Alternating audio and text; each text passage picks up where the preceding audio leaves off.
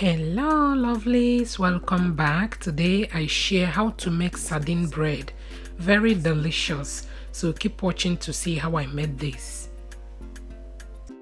To begin, I will measure 2 cups of bread flour, 1 tablespoon of dry yeast, 1 tablespoon of sugar, half a teaspoon of salt, 1 tablespoon of powdered milk.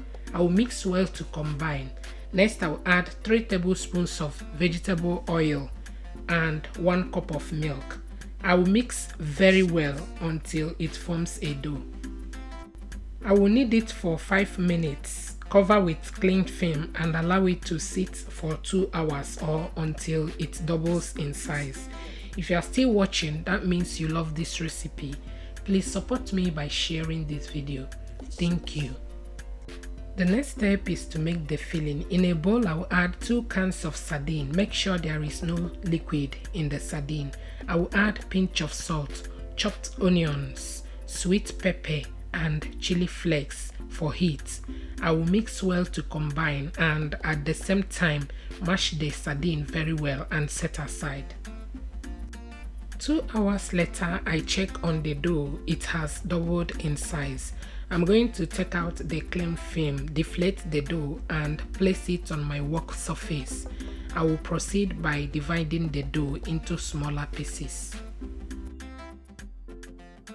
Next, I will take one of the dough and roll it down. Add 1 tablespoon of the filling and close it up like this. And we are done. I'm going to cover it again with cling film.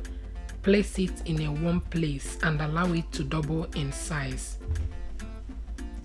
Once that is done, I will brush it with egg wash and bake for 20 to 25 minutes or until it is done. 25 minutes later, our sardine bread is ready, looking nice and very delicious.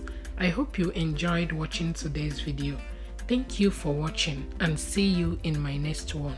Bye.